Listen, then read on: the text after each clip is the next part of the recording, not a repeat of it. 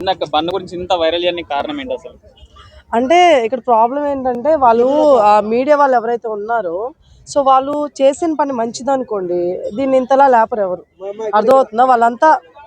వాళ్ళంతా ఏంటంటే కావాలని ఏదో వాళ్ళ యూట్యూబ్ ఛానల్ని హైప్ తెచ్చుకోవడానికి వాళ్ళ రెప్యుటేషన్ పెంచుకోవడానికి చూస్తున్నారు ఛానల్ని. ఆ వేలో వాళ్ళు క్వశ్చన్ చేయడం జరుగుతుంది.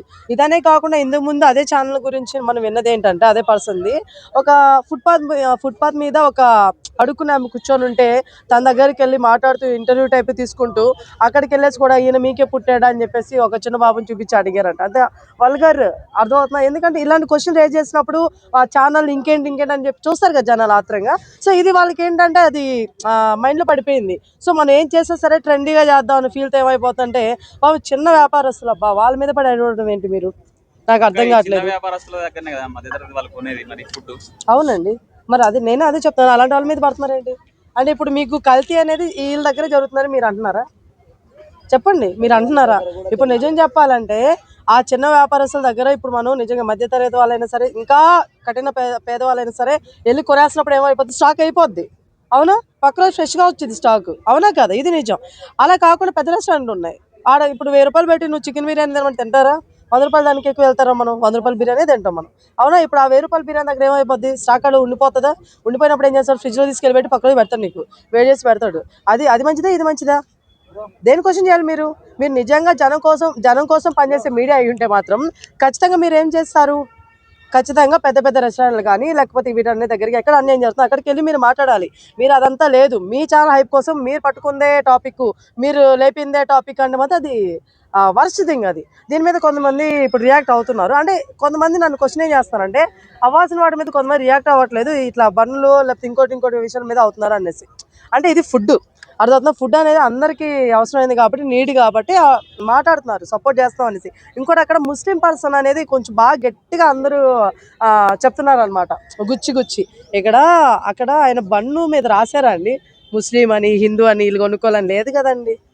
వీళ్ళు అక్కడ పోయి ఫలానా పర్సన్ అని చెప్పి వీళ్ళు చెప్పేదాకా ఎవరికైనా తెలుసా చెప్పండి? ఎవరు తెలియదండి. నేను వీడియో చూసేటప్పుడు నాకు తెలియదండి నాకు ముస్లిం అని, సీరియస్లీ నాకు తెలియదు. తర్వాత మనోళ్ళు చెప్తున్నారు ఆయన ముస్లిం అంటే ఇట్లా ఒడి అమ్మ పడవ అనుకున్నా నేను. అంటే బేసిక్ ఇక్కడ మీడియా వాళ్ళు ఏదో లేపుకోవాలని చెప్పేసి లేపడం తప్ప నిజం చెప్పండి అసలు అనవసరమైన టాపిక్ కదా అది. అవసరమైన టాపిక్ మీరు చెప్పండి, అనవసరమైన టాపిక్. అనవసరమైన టాపిక్ అది. దాన్ని ఎందుకు దాని అంత ఇష్యూ వైరల్ అయ్యే కారణం ఏంది? అయితే వైరల్ ఎక్కడ చేస్తున్నారంటే ఆయన బండు గురించి చేయట్లేదు బేసిక్ గా వైరల్. అక్కడ వైరల్ ఏమవుతుందంటే మీడియా. అర్థమవుతుందా? ఎందుకు ఇలా చేస్తున్నారు? మీ ఛానల్ రెప్యుటేషన్ కోసం ఇట్లా ఎందుకు ఫేక్ మాట్లాడి ఇట్లా అవతల వాళ్ళని ఎదవలు చేస్తున్నారు? అర్థమవుతుందా? ఇంకోటి హిందువులకి ముస్లింలకి లేకపోతే ఇంకొకరు ఉన్నారు కదా క్రైస్తవులకి, వీళ్ళందరికీ ఎందుకు గొడవలు పెడుతున్నారు, వివాదాలు ఎందుకు తెస్తున్నారు? అందరు మంచిగా పనులు చేసుకుని మంచిగా ఉన్నారు. ఇంకోటి ఆయన అమ్మింది ఎక్కడండి అది చెప్పండి? అవునా? ఒక ముస్లిం వచ్చి అక్కడ అమ్ముకుంటున్నాడు అంటే ఆయన అమ్మాలనుకుంటే అక్కడ అమ్ముకోడుగా, ఇంకెక్కడైనా అమ్ముకుంటాడుగా. మరి ఎందుకు అది? అంటే మీరెందుకు ఇట్లాగా గొడవలు లేపుతున్నారు అంటున్నా. అర్థమవుతుందా?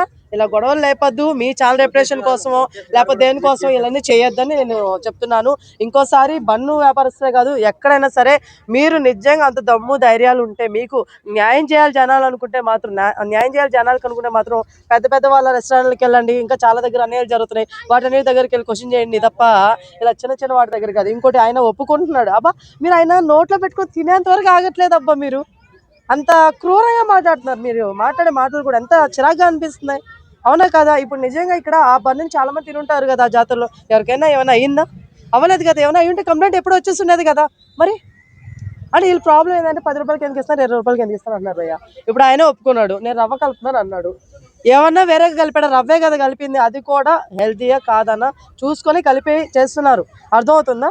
ఇప్పుడు అదే కోవాని ఒక 100 రూపాయలు పెడితే ఎవరైనా తింటామండి మనం వెళ్ళి?